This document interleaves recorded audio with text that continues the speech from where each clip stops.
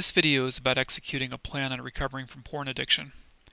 It's important that you watch my prior 3 videos before watching this one. The prior videos help form the pathway to a successful recovery strategy. In this video, I'll explain the process to executing your strategy and provide advice. Aristotle once said that we are what we repeatedly do. Excellence is not an act, but a habit. And if you think about it, porn viewing is a bad habit that we grow accustomed to.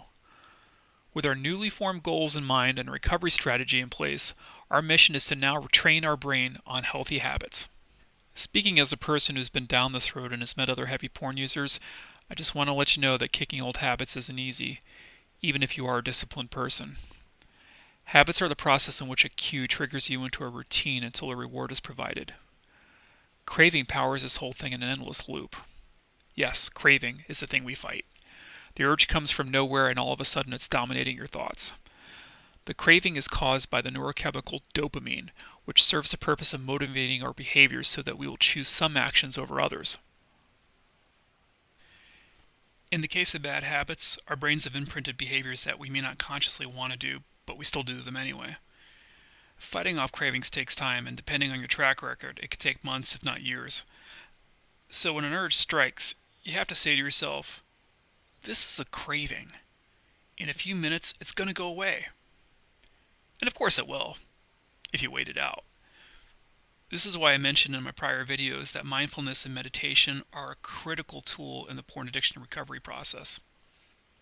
Your ability to be disciplined will rely on your ability to consciously take control of these behaviors. You must constantly keep the frontal lobes working. Okay, let's talk about some best practices. I recommend going cold turkey from all technology use for at least a full calendar month.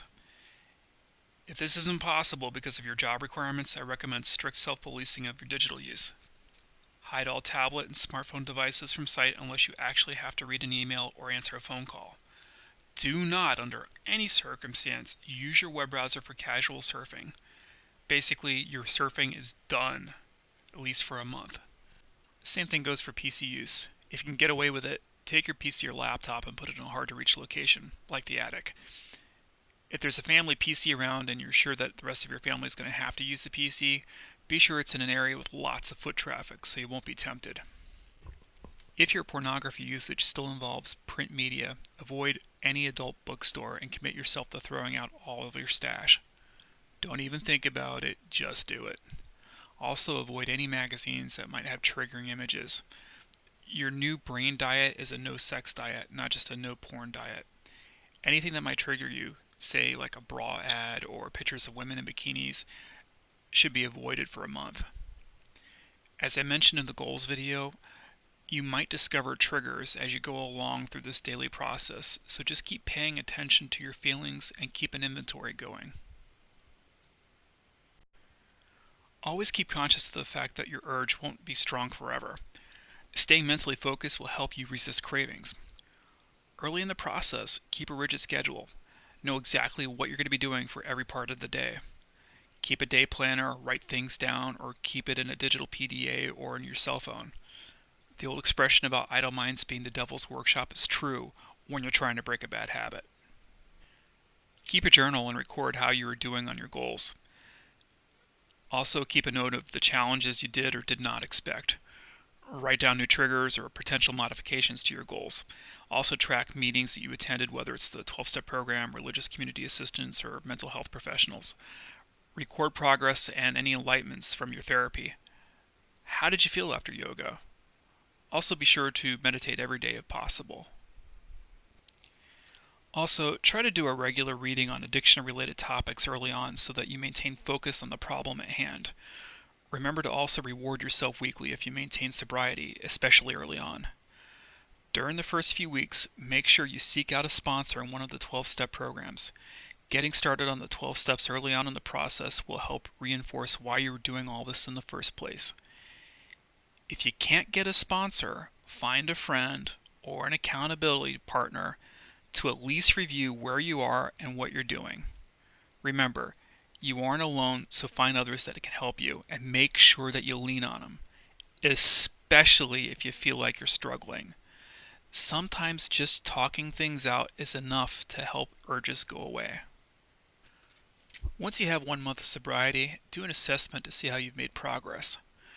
Be sure to mark this date on the calendar so that you won't forget it. Check your goals and assess if new ones should be added or if you should be modifying anything. Also do an assessment of the assets you have on hand. How was the 12-step program? Should you be seeking another one? Are you using a sponsor? How's the therapy coming along so far? Ask those questions, get honest answers, and write everything down. One last note. I want to make sure that you understand that you aren't fighting porn and you aren't fighting sex addiction. You are learning how to live without porn. You are teaching your mind how to do something new. So try to get with a new activity, whether it's spending more time with your children, learning a new hobby or sport, or just being involved in a new community event. Replace the bad habit with a good habit. You aren't losing something, you're upgrading to something better. My road to recovery was enlightening, and I've learned so much about myself and discovered strength in me and in others around me. Let yourself be open to discoveries and don't hold back on sharing your story in the recovery programs. Stay positive and enjoy the road to recovery.